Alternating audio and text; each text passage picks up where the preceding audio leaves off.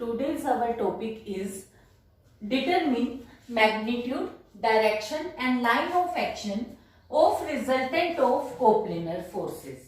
As you all know that कि जैसे हमारे पास P1, P2 up to so on Pn बहुत सारी फोर्सेस हैं, तो हम उनके रिजॉल्व पार्ट लेते हैं along x axis and along y axis. x axis के अलोंग हम उसको ले लेते हैं, एक रिप्रेजेंट कर देते हैं इक्वल टू x, और y एक्सिस के अलोंग रिजॉल्व पार्ट को रिप्रेजेंट कर देते हैं y. और रिजॉल्व पार्ट लिखते कैसे है?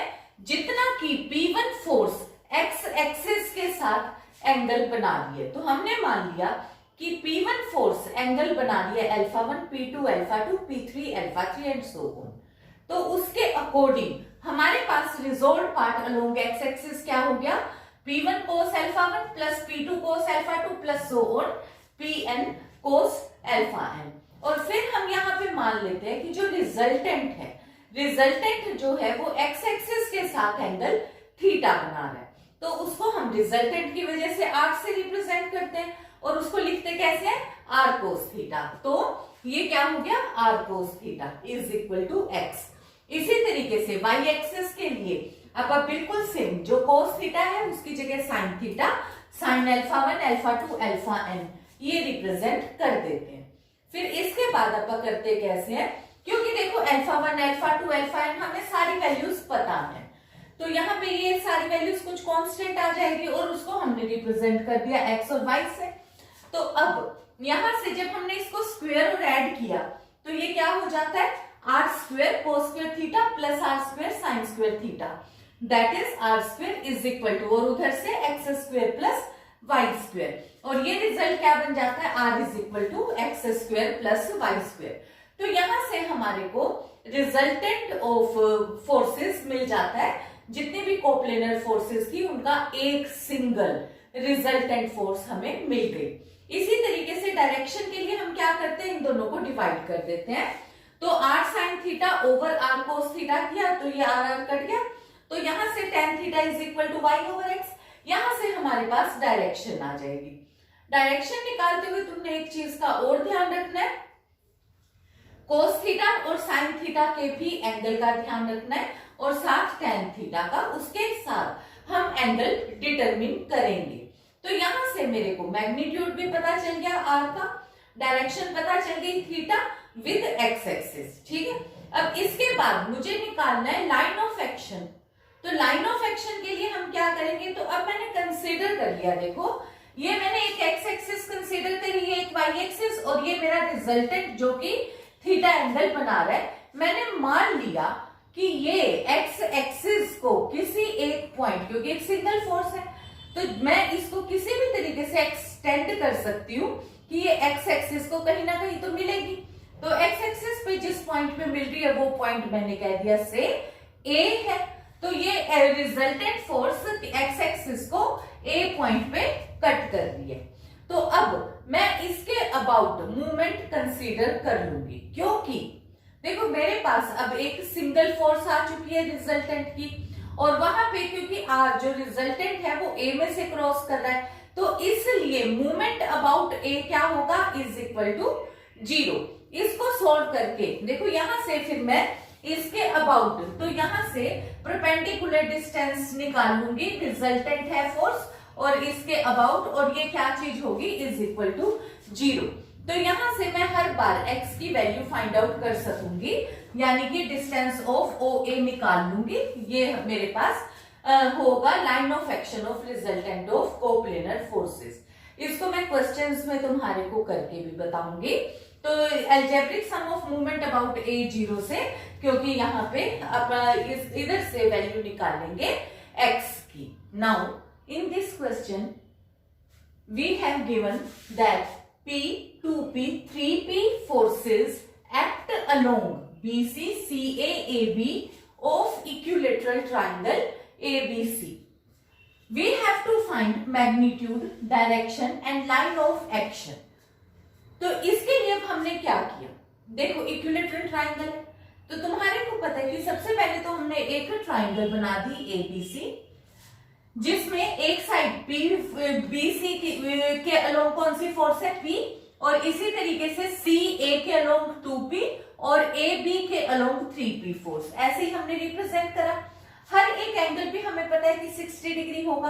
अब देखो ये जो P फोर्स है ये एक्स एक्सिस के साथ कितना एंगल बना रही है 60, 2P कितना बनाएगी क्योंकि ये भी 60 है तो ये एक्स एक्सिस के साथ कितना एंगल बनाएगी 120 डिग्री। इसी तरीके से 3P कितना एंगल बनाएगी 3P, ये वाला एंगल देखो ये 180 हो गया, 180 प्लस 60 क्योंकि इसकी डायरेक्शन देखो इधर आ रही है तो ये कितना हो गया 240 डिग्री। तो अब हमें क्या पता है कि हमने रिजल्टेंट आर कंसीडर कर लिया making an angle theta with x axis.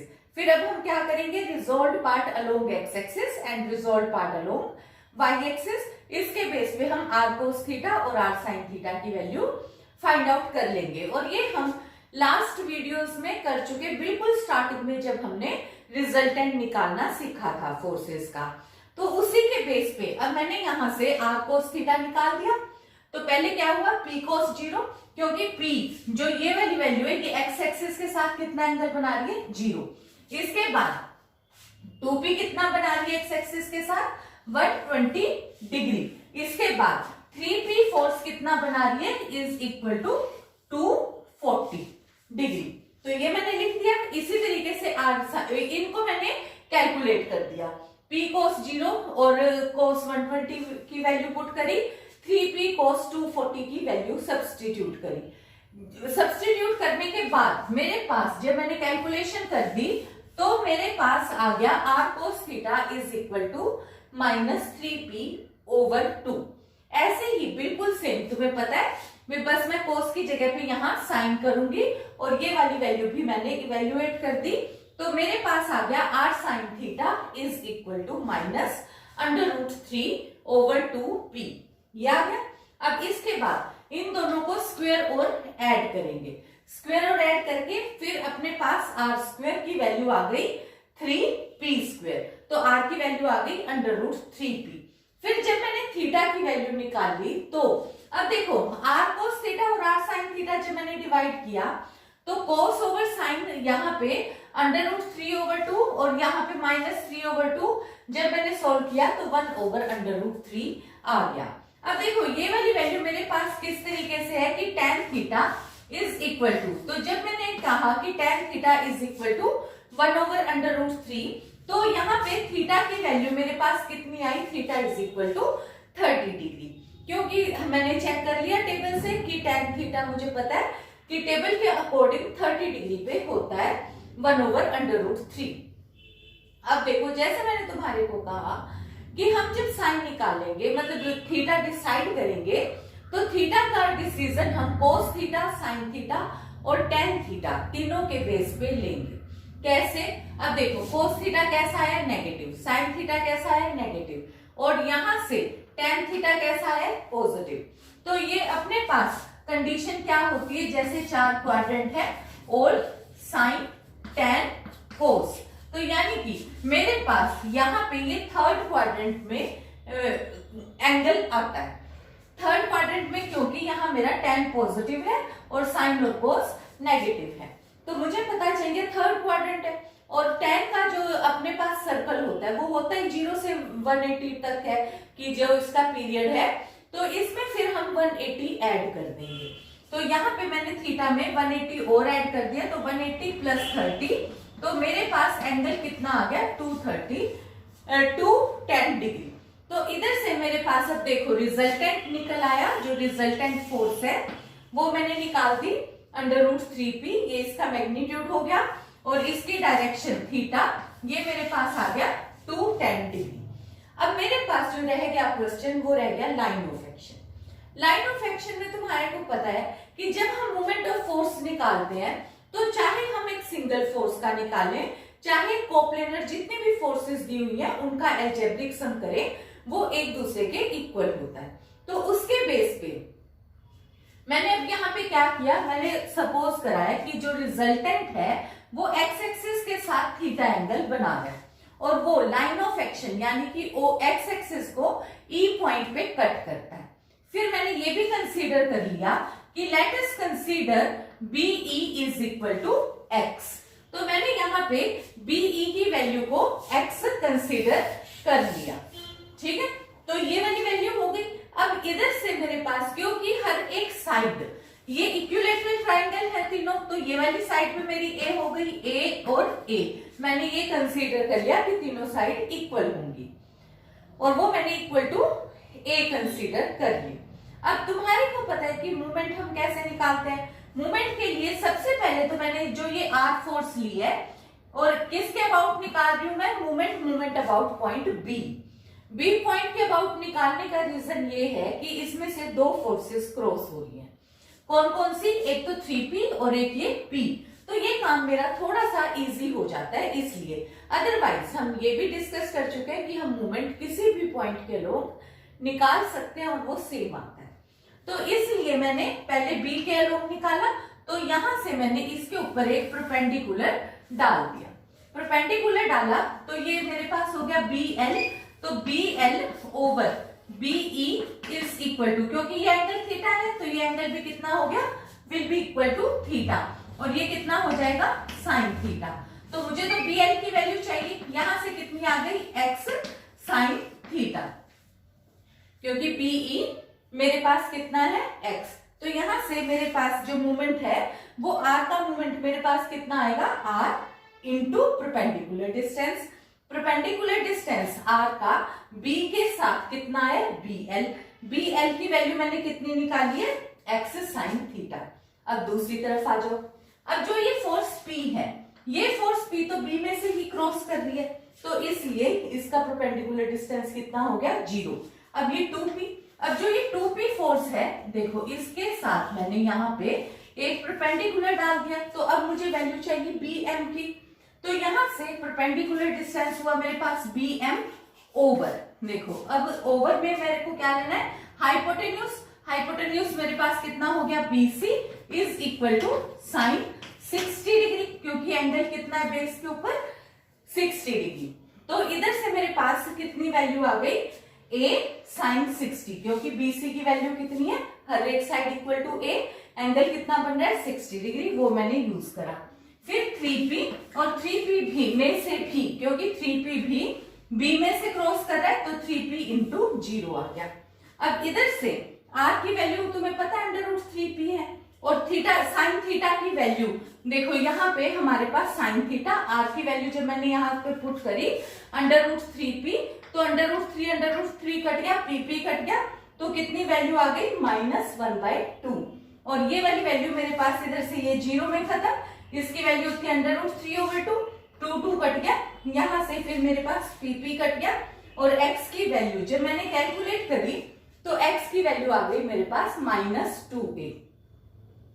तो देखो अब मुझे यहां से आइडिया हो गया कि BE की वैल्यू कितनी आई है, क्योंकि वो 2a आई है, तो इस वजह से वो 2 टाइम्स BC हो गई। पर क्योंकि वो नेगेटिव आई है, तो इसका मतलब वो क्या हो गया कि वो इस साइड, लेफ्ट वाली साइड होगा, B से लेफ्ट साइड में जो ये E पॉइंट है वो लेफ्ट साइड ऑफ B होगा।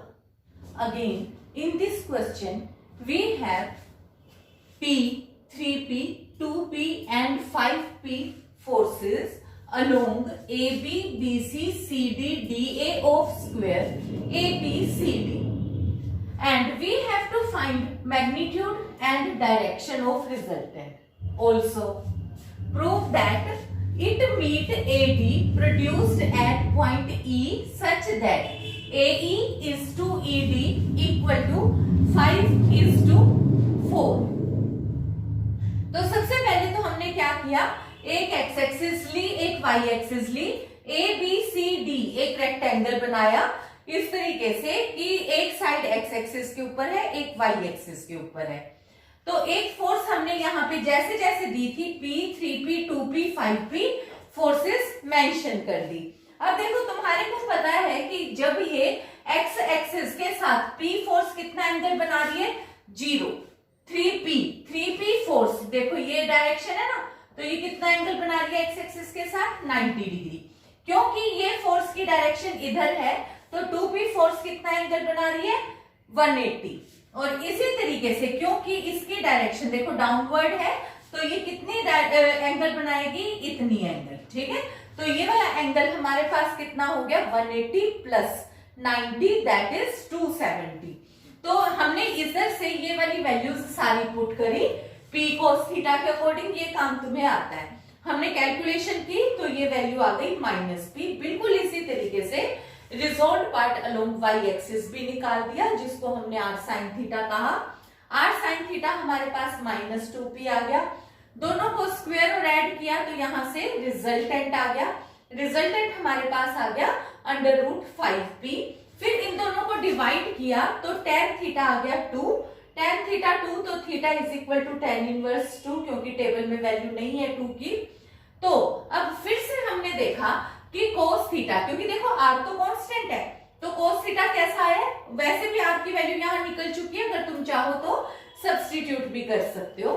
पर यहाँ पे cos थीटा कैसे आ गया, नेगेटिव। sin थीटा कैसे आ गया, नेगेटिव। तो और tan थीटा कैसे है, पॉजिटिव, यानी कि अगेन थर्ड क्वाड्रेंट। अगर थर्ड क्वाड्रेंट है तो मैं क्या करूंगी, 180 प्लस। तो मैंने क्या कर दिया, थीटा की वैल्यू मेरे पास आ गई 180 प्लस tan इनवर्स 2। ये काम हमने अब कर दिया सारा कंप्लीट। अब इसके बाद देखो, अब मुझे जो काम करना है कि मुझे प्रूव करना है कि it meet AD produced at point E such that, और फिर उसकी रेशियो फाइंड आउट करनी है। उसके लिए मैंने क्या कंसीडर किया, क्योंकि अब ये ए डी प्रोड्यूस्ड को कहा है तो मैंने ई पॉइंट यहाँ पे वाई एक्सिस के ऊपर ले लिया। तो वाई एक्सिस पे होने की वजह से मैंने ए ई को वाई रिप्रेजेंट कर दिया। कुछ भी रिप्रेजेंट कर सकते हो, कोई प्रॉब्लम नहीं है। मैंने वाई बस वाई एक्सिस की वजह से शो कर दिया। और क्योंकि ये स्क्वायर है, हर एक साइड स्क्वायर की क्या ले ली मैंने, ए। तो each side of square is equal to a. तो टेकिंग मूवमेंट अबाउट, तो ये मैंने क्या लिया, ई के अबाउट मूवमेंट कंसीडर कर लिया। जब ई के अबाउट मूवमेंट लिया है तो ये वाला जो वैल्यू है आर, जो मेरा रिजल्टेंट जा रहा है, जो कि कोस थीटा बना रहा है, तो यहाँ पे वैल्यू जो मेरे पास आई है आर कोस थीटा, वो तो 0 ही होगी। तो यहाँ पे वैल्यू जो रिजल्ट की है इक्वल टू 0 हो गया।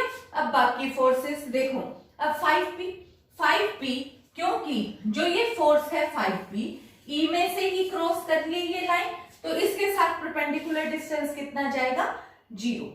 अब जो ये P फोर्स है, ये वाली P फोर्स, ये इसके साथ इसका परपेंडिकुलर डिस्टेंस कितना हो गया, देखो P फोर्स ये है और परपेंडिकुलर ये हमें पता ही है कि 90 डिग्री का एंगल है, तो ये परपेंडिकुलर डिस्टेंस इसके साथ हो गया AE। और AE हमने कितना कंसीडर किया हुआ है, y। तो यहाँ पे AE के साथ y आ गया। अब आ जाओ 3p।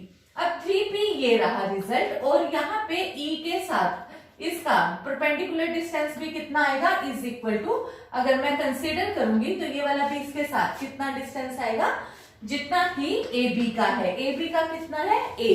तो इसके साथ 3p के साथ कितना आ गया, A। अब देखो जो अपने पास वैल्यू है 2p फोर्स के साथ, अब यहाँ पे जो ये वैल्यू अपने पास है, यहाँ पे जो परपेंडिकुलर डिस्टेंस रह गया वो केवल E से D तक का रह गया। ये तुमने टोटल y वैल्यू कंसीडर करी हुई है, y में से a माइनस हो गया, तो मेरे पास कितना आ गया, y माइनस a। अब देखो E पॉइंट, अब जो ये E पॉइंट है, तो ये जो वैल्यू है E पॉइंट के साथ ये सारी की सारी इस डायरेक्शन में जा रही है एंटी क्लॉक वाइज, और जो ये 2p है ये इसके इस डायरेक्शन में आ रही है, क्योंकि देखो 2p इस तरफ है ना, तो 2p इसके साथ कैसे आ रही है, क्लॉकवाइज डायरेक्शन, ठीक है। तो इस वजह से ये 2p के साथ हमने नेगेटिव साइन लिया, बाकी 3 के साथ मैंने पॉजिटिव साइन लिया। इनको फिर से कैलकुलेट किया तो यहां से मेरे पास y की वैल्यू आ गई 5a। जो y है वो क्या वैल्यू लिया मैंने, AE is equal to 5a, और ये प्रोड्यूस्ड है AD को, तो ED की वैल्यू मेरे पास कितनी आ गई, AE माइनस AD। AD की वैल्यू मुझे पता ही है A है, तो इसका मतलब ED की वैल्यू कितनी आ गई, 4a। और फिर मैंने रेशियो निकाल दी, AE इज टू ED, वो कितनी हो गई, 5a is to 4a, that is 5:4। Again in this question we have given that 3 forces PQR act along BC, CA, AB of triangle ABC. if resultant passes through centroid, show that P over A plus Q over B plus R over C is equal to 0 और again second result जैसे कि हमने board पे लिखा है। तो अब हमने सबसे पहले क्या किया, ABC एक ट्राइंगल बना दी। इसमें जैसे जैसे फोर्सेस कही थी BCCA AB के अलोंग P Q और R फोर्स रिप्रेजेंट कर दी। अब देखो क्योंकि G हमारे पास सेंट्रॉइड ऑफ ट्राइंगल है, तो पहले मैंने अब यहाँ पे क्या किया, A से एक मीडियन ट्रेस करी जो कि BC के मिड पॉइंट, BC का मिड पॉइंट क्या ले लिया मैंने, D। BC के मिड पॉइंट से A को मिला दिया तो AD हो गया। तो वहां पे मुझे पता है कि जो सेंट्रॉइड का पॉइंट होता है वो इसको 1:3 की रेशो में डिवाइड करता है, या ये कह लो कि GD एक हिस्सा होता है और GA 2 हिस्से होते हैं। तो उसके अकॉर्डिंग मैंने यहाँ पे इसको रिप्रेजेंट कर दिया। अब मैंने क्या किया, A से BC के ऊपर एक परपेंडिकुलर ट्रेस किया जिसको मैंने AX नाम दे दिया। G से एक परपेंडिकुलर ट्रेस किया जिसको मैंने GL नाम दे दिया। अगेन G से ही ये AC के ऊपर भी परपेंडिकुलर डाला, उसको नाम दे दिया GM। इसी तरीके से यहाँ पे तीसरी साइड R फोर्स वाली AB के अलोंग इसको हमने नाम दे दिया एंड दैट इज GM। ये तीन परपेंडिकुलर्स मैंने ट्रेस कर दिए और ये GL, GM और GN, ठीक है। और ये भी तुम्हारे को पता है कि मिड पॉइंट की वजह से GD वैल्यू कितनी हो गई, 1/3 AD। अब दोबारा से आ जाओ, अब जो ये ट्राइंगल है देखो GDN ये वाली ट्राइंगल और ADX ये दोनों ट्राइंगल्स इक्यू एंगुलर हैं। कैसे, क्योंकि देखो D तो एंगल दोनों में कॉमन ही हो गया, क्योंकि किस ट्राइंगल में, GDL, और कौन सी ट्राइंगल में, AD और X में, ठीक है ना। दोबारा ये क्या है, परपेंडिकुलर, यानी कि ये 90 डिग्री, ये क्या है, परपेंडिकुलर, तो ये 90 डिग्री। तीसरा एंगल वैसे सेम है पर अदरवाइज भी ये लाइन और ये लाइन पैरेलल हो गई और ये लाइन एक इसको कट कर रही है, तो ये एंगल और ये एंगल सेम हो गया, तो ये इक्विएंगुलर हो गए। तो हमें पता है इनकी साइड्स प्रोपोर्शनल होंगी। साइड्स प्रोपोर्शनल होंगी तो उसके अकॉर्डिंग देखो जो GL की रेशियो है और AX परपेंडिकुलर है ना GL, और AX क्या है, दूसरे का परपेंडिकुलर, ये किसके बराबर होगा, GD ओवर AD के बराबर होगा। और GD कितना है, ये अगर 1 है तो AD टोटल कितना हुआ, 1:2, तो कह लो तो ये अपने पास कितना हो गया टोटल, 3 हिस्से, तो ये हो गया 3। तो यहाँ पे इसी तरीके से AX की वैल्यू हो गई 3 टाइम्स GL। अब area of triangle, area of triangle कितना होता है, हाफ बेस इंटू परपेंडिकुलर। अगर मैंने BC को बेस लिया है तो परपेंडिकुलर कितना हुआ, AX, और AX की वैल्यू मैंने कितनी निकाली ऊपर से, 3 टाइम्स GL। तो ये वाली वैल्यू मेरे पास GL की वैल्यू क्या हो गई, 2 टाइम, देखो GL is equal to 2 times triangle over 3A। Similarly अगर मैं अब चाहूं तो GM की वैल्यू क्या आ जाएगी, 2 times triangle over 3B। GN will be equal to 2 times area of triangle over 3C। ये निकल गई मेरे पास परपेंडिकुलर की लेंथ। अब क्योंकि मुझे पता है कि जो रिजल्टेंट है वो मैंने पास कराना है, रिजल्टेंट पासेस थ्रू G, तो इसके अबाउट मूवमेंट कितना होगा, विल बी इक्वल टू 0। तो मैंने मूवमेंट अबाउट G ले लिया। G के अबाउट लूंगी तो 3 फोर्स है PQR, उनके साथ P के साथ का परपेंडिकुलर डिस्टेंस, फिर यहां से Q के साथ का और R के साथ का, P के साथ का परपेंडिकुलर डिस्टेंस कितना होगा, GL, GM और GN। क्लियर है ना। GL, GM, GN की वैल्यू हम निकाल चुके, वो वैल्यूज हमने यहाँ सब्स्टिट्यूट कर दी। अब देखो 2/3 ट्राइंगल्स कट गया तो रिजल्ट क्या आ गया, P over A plus Q over B plus R over C equal to 0। अब दोबारा तुम्हें पता है कि साइन फार्मूला के according A over sine A equal to B over sine B is equal to C over sine C is equal to 0 होता है, is equal to constant होता है कि इनकी रेशियो सेम होती है। तो उसके बेस पे क्योंकि मैंने A की जगह पे अब क्या सब्स्टिट्यूट कर दिया, A की जगह पे K साइन A, B की जगह पे K साइन B और C की जगह पे K साइन C सब्स्टिट्यूट कर दिया। K फिर से कट गया और ये साइन A को ऊपर ले गए तो ये क्या आ गया, P cosecant A, Q cosecant B, R cosecant See, that is all for today. We will meet again soon.